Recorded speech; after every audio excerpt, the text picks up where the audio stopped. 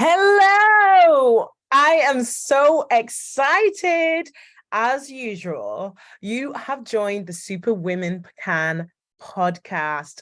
I have an amazing guest that's come on today. And before I introduce her, let me remind you what the Superwomen Can podcast is all about. So we all know that women are spinning lots and lots of plates, from raising families to climbing the career ladder and hitting the concrete, yes, the concrete ceiling. But there's one thing that sets us apart. And you are right, we're all super women. And super women, we show up in our full, authentic selves because we know that super women can. So every individual who is invited onto this podcast is here to show us how successful that they are, how they got there, so they can encourage you to be your own version of success too. I cannot wait to introduce you to Maggie Chen. Maggie, please, without further ado, introduce yourself. Hello, I'm so excited to be here. So my name is Maggie Chen, and I work in the space of entrepreneurship on different levels. Firstly, I run my own businesses. So I started my first business when I was a fresh out of university, working in the space of dancewear. And, being 18 at the time, I called it Shut Up and Dance. Because that was also the number one single out at the time. So from that moment on, I really loved the space of entrepreneurship and startups. So ended up adding more to the business portfolio, and I also run an education company. Today, we're here mostly to talk about the nonprofit social enterprise that I run called Girls in Charge, which helps women build confidence and entrepreneurial skills through gamification. Aside from that, I also work in the space of entrepreneurship in terms of academia. I'm currently doing a PhD, as well as policy, where I look at regional economic policy to help businesses and young people flourish. Wow, you are impressive. I love this. I don't even know where to start. You've not got a business, you have businesses and a enterprise.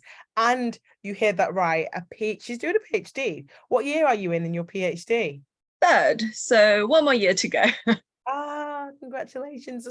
You're at the last the cliffhanger, you're nearly there. Yeah. Exactly. I love economics. So I did a degree, I did a degree in business and finance. So the economics one was my favorite. I just enjoyed it so much. I can't imagine doing it at PhD level. No, I don't think. But I just can't wrap my head around that. I've got 6 children, so I think that they're my PhD now.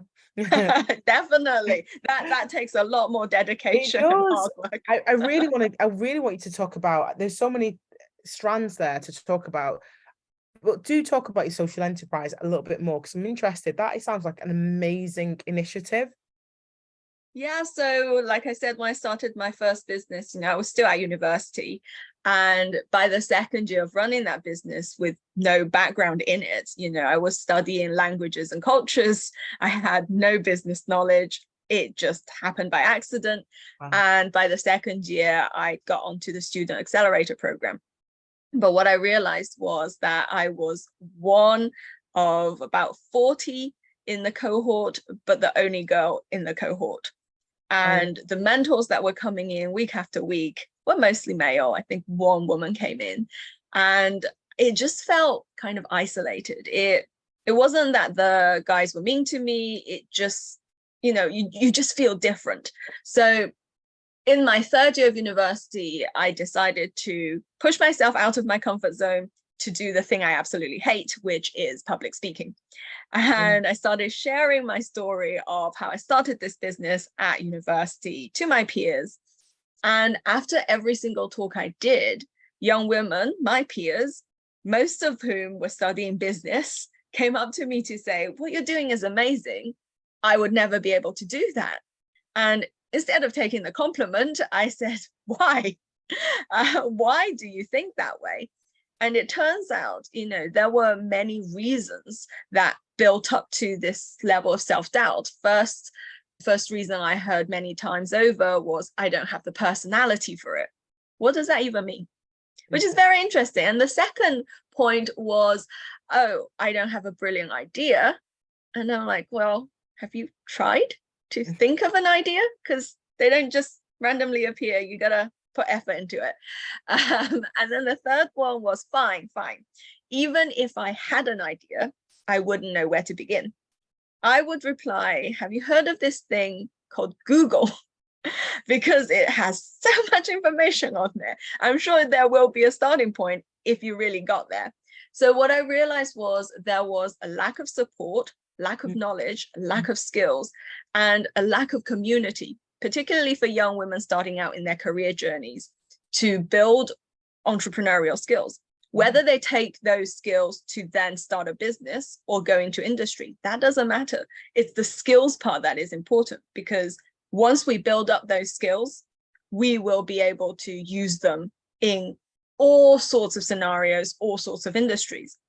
But when you don't have those skills, you begin to kind of build up that self-doubt and amplify those voices in your head.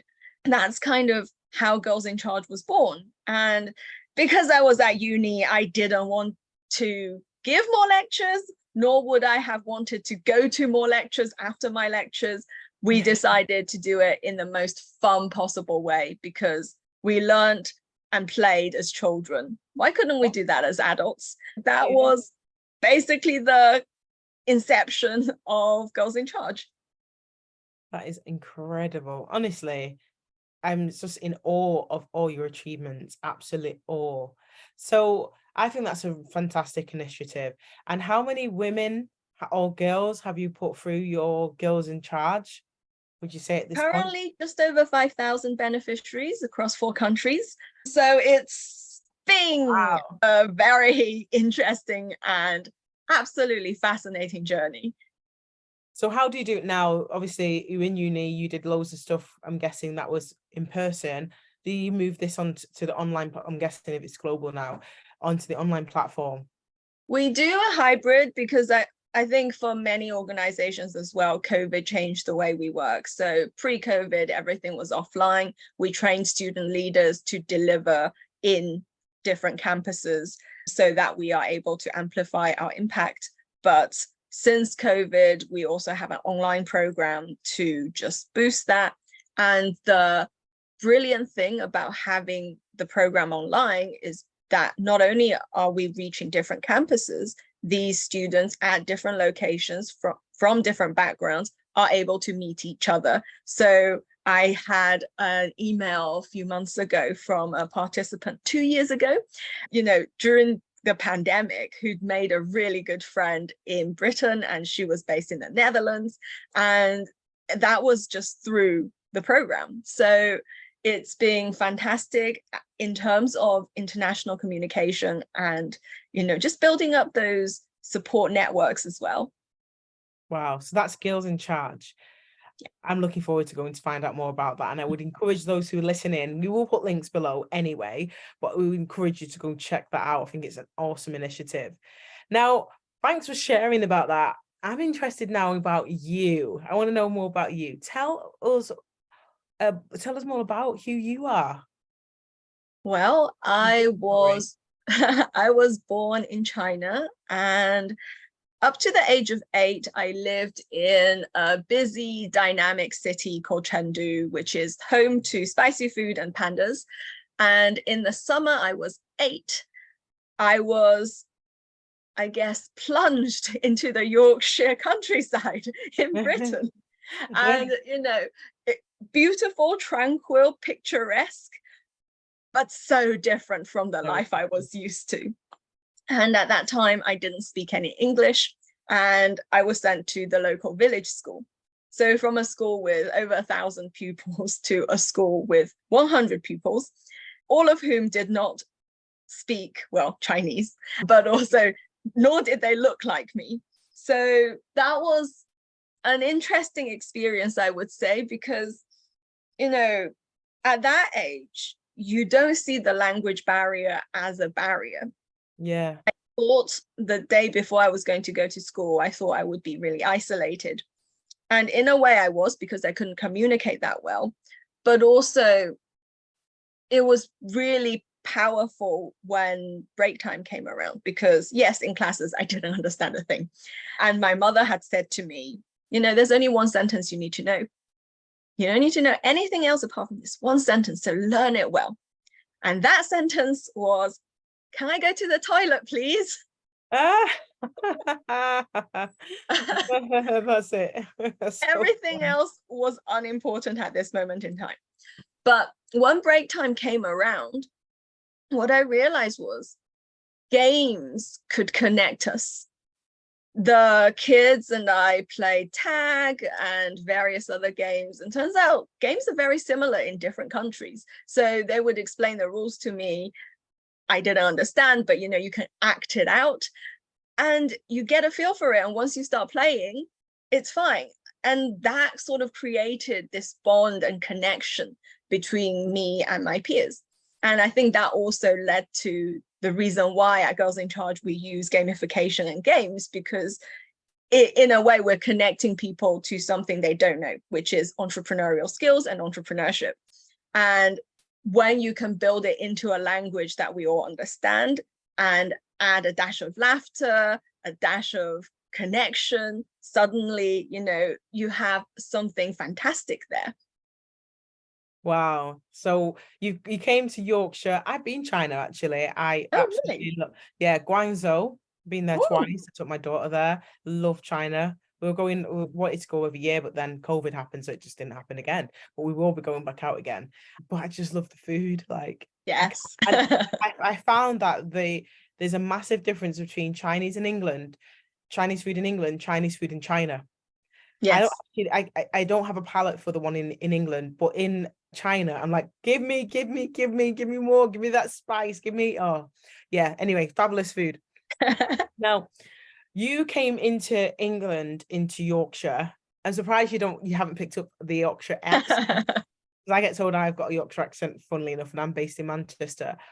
Now, how did you then grow up? So what I was going to ask you, you went into Yorkshire and you were a child and it was different. Now my mum moved me to a different, I remember not moved me, but moved me in terms of schooling to an area I wasn't a part of. And yes, I knew England, but I felt like I was kind of the only one. Mm. And I was told I was the only one because of the questions. Where are you from? Where are you from? Where are you really from? But where are you really, really from? And I really felt, in the school that I didn't feel myself there. So Mm. I'm glad that you found something that kind of translates across different cultures, which is gamification. I never actually looked at it like the way you've just explained it, and it's just brought like a fresh new perspective to what I do. So thank you for that. But tell me, how then did you kind of navigate the school system from a person of color, different, with your difference, I and mean, to with be who you are difficulty. today? Yeah, obviously you are extremely well, you've achieved so much. So tell us about that. I think at the beginning, as a child, like, you don't perceive it that way. Yes, I was different, but I think I didn't fully understand the magnitude of that difference at the time. There were massive cultural differences, and I think what that led to was a really strong sense of adaptability throughout my entire life. For example, in China, we would go to school, we would sit at desks, you have to have great posture, it's very formal. And when I went to school in Yorkshire, what I discovered on the first day was there was this thing called circle time.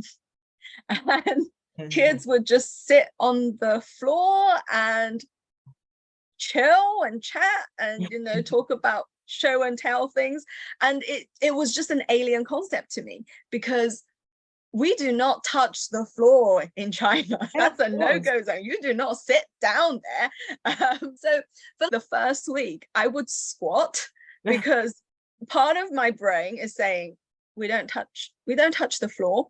But Wow. everyone around me were sitting down on the floor. So I think what that early experience and all of these little things that happened at school taught me was there are different ways to doing things. There are different perspectives, and it is your job to go and see these different perspectives. You may not agree. I, to this day, still do not like sitting on the floor, but it is something that you should get to understand, and then make your choice, make your judgment, you know.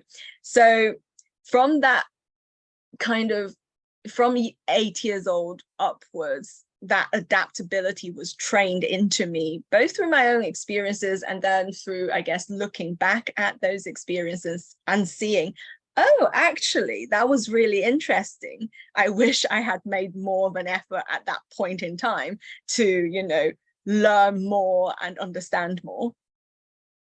Yeah, no, definitely agree. So then you've gone from schooling, made a big adaptation, and then there's a big gap from going from schooling to high school. How was high school? High school was chill, I would say. I think the difficulty there was Asian parents, British schooling. Because so for year 7, my parents went to parents' evening. By year 8, they were like, oh, your teachers just say nice things about you. There's no point going. Like, it's a complete waste of our time because there is no value add. And I'm like, okay, I think other parents would be happy if teachers say nice things about their kids, but okay. By year 9, they'd gone to parents' evening and told my teachers that I needed pushing more. So the next day I went to school. In English, I get handed a giant booklet of Shakespeare. Meanwhile, everyone else was doing like really fun things. And I'm like, why? What happened? Why am I doing this? And the English teachers, well, we heard that you would like to be challenged more. So that was interesting, like an interesting tension, I guess. But I did end up doing a literature-based degree at undergrad and master's levels. I guess it sort of worked. It was in French, but the foundation was there, I would say. Amazing. So you just mentioned something there, just caught the cuff of it. You speak French? Badly, so badly. I say on parle-vous en français. I speak badly too. I lived in France. I did French as part of my degree as well. Yeah. Oh, fabulous. Yeah, I did a degree, then did my master's, but I did it in HR. So I went to France to do European HR. That's so cool. Fabulous. I did. I learned no French. I traveled all around Europe. I did learn, but it was just so hard. It was just, you know, I was already immersed in France, so I was getting a lot of it. But it's such a perfect language, isn't it? It's so lovely, and I think it's just so difficult to keep it up once you don't have that environment. I can read, you know, I can read it very fluently, but if anyone's speaking to me, it'll take me a good 20 minutes to adjust to that. Yeah, I think reading's really easy. Writing is quite, well, writing actually, because then you've got to remember where it goes, so maybe not writing. The reading's fine. My husband speaks French as well, but he doesn't speak it in the house, so that doesn't help me. And he doesn't speak it to any of our kids. So it's definitely something that I've got on my vision board, which is over there where I'm pointing. Yeah. And I really just want to get back into that. Yeah. So it's good that you did a whole master's in French, or was it just a particular topic? It was 19th century French literature. It was very niche. That's amazing. You just keep wowing me every time that you like throw little things in here and there. Wait a minute, let's stop. Let's stop. Did you live in France then? Did you have to go there as part of your studies, or did you have to learn it here? I did a summer abroad, but because I did an integrated master's, so it was very packed in. I would like to, I think, live abroad, ideally like a long, you know, relaxing live abroad kind of experience. Yeah. Rather than the rushed, pressurized life. But we'll see. That is also on the vision board far, far away. Yeah. We'll get there together one day. Yeah. One day we'll definitely do that. So you went on to, you went through school. It's interesting that you said about adaptability, because I think as as women who are different, we have to constantly adapt to the ways of the world for us to make ourselves kind of fit in. And some ways it's easy, but a lot of the ways it's very, very, very difficult, because it's not our natural ways. And if we've got different cultures, it makes it very difficult to kind of code switch in essence into British society. How did you kind of navigate that in? I think it's a really interesting topic, because on the one hand, particularly through school, you're being taught, or, you know, in that environment, to a certain extent, you feel like you have to conform. On the other hand, what I realized kind of coming out into the real world was that embracing your uniqueness has certain merits as well. So it's kind of a balancing act. So on some things, sometimes going with the status quo is much easier. Sometimes pushing hard on what you believe in, embracing your uniqueness, your cultural heritage, the knowledge and the diversity of experience that you've curated throughout your life, can actually make you stand out. And I think that's the thing that is really difficult when you're young, regardless of who you are. You know, high school is tough. It's a place where you work out who you are, but also you still have to fit in. I think once you get through that, you start building up your identity, understanding who you are and who you want to be. Actually, embracing that uniqueness becomes easier and easier. A lady after my own heart. That's exactly what I say. Embrace your own uniqueness. And I think as well, one of the things that I found is, because I went to a school where I was amongst only a handful of children that looked like me, and because when you're young, you absorb your environment, that's just natural, just as sponges, that actually what I found is that it became just your norm. Like, it became just my norm way of learn. I learned that way. So for me, I wasn't shifting. It actually set me up for the world of work. And even though for others it's difficult because maybe they got brought up differently, I had that as my norm. But what I learned is that because I didn't move to the nice area, I just went to school there. I learned that I had to be one way in school and a completely different way when I got back to my own hometown. So I completely had to learn how to code switching. Because, you know, in one way I was told, if you know, in school, why, you know, back at home, it'd be like, why do you sound like a white girl?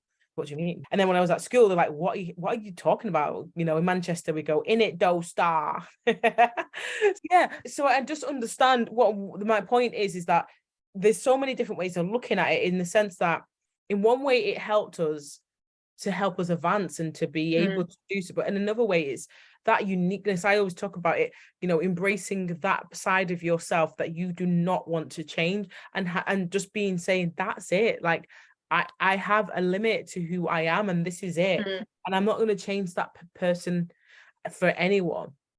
And I feel like that took me a long time. But I'm wondering, for you literally say the same words as me, like uniqueness, celebrate your uniqueness, just be that person. Now, how do you continue as you go through the world of work and do all the businesses that you're doing, continue just to celebrate you? I think it's been interesting, because I think if I'd gone into any other career path, that would be a lot more difficult. I think because I am running my own businesses, I am building them, curating them to exactly what I want them to be. I can choose the clients I work with. If someone really, you know, whose values really don't align with mine, we just go our separate ways. But had I gone into finance, as I really wanted to do when I was in like year one, year two of undergrad, I think that would be completely different, because in big corporates, there is a certain understanding that you will fit in with whatever, you know, the corporate goals, the corporate culture is. So I think setting your own path is really important. Of course, there are different ways to navigate through corporate life, to build up your authentic self, build up your kind of understanding of the world around you and understanding of yourself within that world. whether you like that person or not. But I think I had it the easy way where I just built everything around me, and Yeah, like businesses. it's been great. We were talking just before we got on, we were talking about success. Now, you are definitely a successful woman. Do you actually see yourself as a successful woman? I see success as something that we continually change the definition of. I Yeah. think if you asked me 5 years ago to look at me now, would you say I was successful? Probably. But if I'm now looking ahead to the next 5 years, this is not where success lies. I think success is always in the future. And in Interesting. a way that is bad because you're not acknowledging all that you've achieved. But also, I like the fact that it fuels the motivation for the next 5 years as well.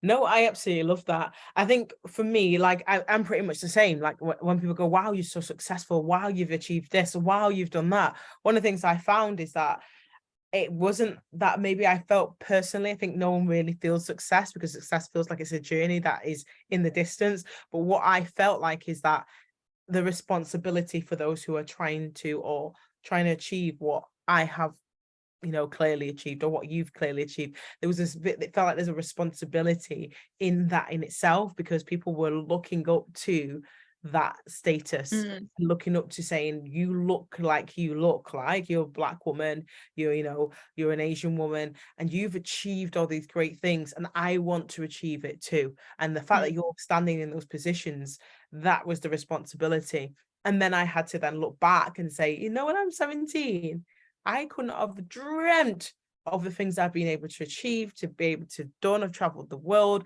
that I've done everything I've ever wanted to do. Honestly, I didn't expect to have 6 children. I must admit that wasn't part of the plan, but I do have 6 beautiful children. So my question, the reason why I'm saying that, my question is, I know that you're doing so many businesses, and I guess especially because you've got Girls in Charge, which is an amazing initiative. You're already setting the status quo. You're already saying this is what success looks like. You already decided that when you did what you've done. How are you going to, what advice, if you had 5 tips to give, what would they be to achieve the 5. level of success? Just 5. That's quite a lot of tips. Just to achieve just the level of success you have right now. I know you're still journeying, but just right now. I think the first thing is to gather the people, right? If you're just alone, it's very hard. But if you have the right sort of people around you, these can be a team, these can be your support network, these can be your champions, mentors, and also just at home, whoever you are living with, make sure they're supportive of what you do, because sometimes you just need that support. Sometimes it's not about what are you doing at work, it's about, okay, let's do something to relax, help me forget about work for a little bit.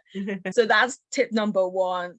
People is always important, and when you have the right people around you, second tip still related to people, it helps when you know the sort of people you like, because then when you come to chatting with clients, when you come to working with collaborators, you know how to get on with different types of people as well. Because I think in the age where AI is probably going to take out all the tasks, the only thing AI can't do is that personal relationship, right? And you of every person I've ever met should know better, probably, Samantha, is that humans, HR, human resources, is so important, and being able to navigate those relationships and just working with people is important. So that is number 2. Get to understand different personalities. How do you navigate the world of work or collaboration with different people? Because at some point you're going to have to work with someone you don't particularly like, but you have to also get that work done. Struggling. Yeah. So is that 2? Have we got 2? So people, know who your people are, use them in the right way. Yeah. I will say, okay, I'm going to stop at 3, I think. Don't worry. Go for 3. I think also be mindful that your goals will change, because that was something I didn't know at 21. I had a chat with a mentor and I'm like, oh, I just want like little lifestyle businesses, it brings in the money, I live comfortably, there's no bigger thing that I have to work for, I just want to be comfortable and free. And that being comfortable and free is still part of what I enjoy, what I want. But also suddenly, I think it happened in the past 6 months. It's like that bigger thing, I want it now. And what I remember about that conversation was she literally said, Maggie, that's not going to last. Your thoughts will change. Get back in touch when they do. It's that aha moment recently where, yeah, she was right. She really was right. I agree with that. I think it's just so interesting. I remember when I was about 17, and I remember saying to myself, I'm going to be a businesswoman, a successful businesswoman. I am going to own my own consultancy. I remember saying I was going to have my own HR consultancy. I was going to be a motivational speaker. And I remember having all these dreams at 17, and then I got afraid. And then I said, right, I'm going to go into do a job like everybody else, and went and did HR. And I actually had a dream that my dream was to be a global HR business partner, and I achieved that dream. And then I left to be the person I said I was going to be when I was 17. And so one of the things that I've learned is that you may have a dream, but you're afraid to achieve that dream. And then you may come back full circle to realize what your original dream was. Like this the original dream. This is the one that I prayed for. This is the one that is really me. It was just because of fear that held me back before. It was just pure fear. Having a job that pays you every single month, and there's someone that can tell you to go left or to go right or to go up or to go down. And actually in your business, like I'm sure you have businesses, you're the only person that's telling you where to go is you. It's your inner dialogue. How far you go is your inner dialogue. The success that you're going to achieve is all going to be about part of your inner dialogue. So I don't know how you manage so many different businesses, do a PhD, have a social enterprise. That's a question. How are you doing it? People say that about me with 6 kids, but seriously, how? No, I think 6 kids are harder than this. You know what? I actually have to agree with that. I think businesses generally stick to plans a little bit better than children. I think for me, going into the startup world was 1, because of interest or fascination at that time, but 2, because I wanted that freedom. And what I realized was, these are my businesses. I set the work schedule. I can be busy if I want to, but I can also choose not to be busy. Of course, you're sacrificing, potential income, but it's a balancing act, and you're the one balancing it. These are completely your own choices. So whether you feel happy or sad, it was your own doing. And I think that's one of the mechanisms I use in terms of looking at my schedule, right? If it's a really heavy day, I kind of did it to myself. If I get a couple of weeks where I'm relaxing, I did well. I love that. Now, I'd love to continue to talk to you, but what I want to do is leave that little edge, because there's so much more that you are doing. So I want people to take the time to go and find more about you. Where can we find you? So I am most vocal, I guess, on LinkedIn, having both of us being on the LinkedIn Accelerator program. I am also on Instagram, but I don't use it very much. It's very much the kind of personal social life side of me, whereas LinkedIn is a lot more business focused and, what LinkedIn was made for. So those are probably the 2 best places to find me, both Maggie Z Chen. So should be relatively easy. And look up Girls in Charge. We'll put all the links down below anyway, so do look out for those links. go and click on them, go and follow wherever she is. I'm going to follow you everywhere now. She'll be seeing you and engaging. But the most important thing is continue to be inspired. I want to just say thank you so much for coming on today. I'm just simply in awe. Like, seriously, just in awe. You were amazing. You are definitely successful to so many people who are going to be listening in. Definitely successful to me. Continue to shine. And I'm really looking forward to the rest of your journey. And we'll have to invite you back on to see how many businesses you have now, maybe 10 by then, and where you've taken them. But I just want to say thank you very much. Please do listen out. For those who are listening, do remember to subscribe, get your notifications on so you can listen to the next podcasts coming out from Superwoman That Can. Superwoman That Can. Yeah, that's right. But it's Superwoman Can podcast. And I look forward to inviting you all back again for the next episode. Thank you so much.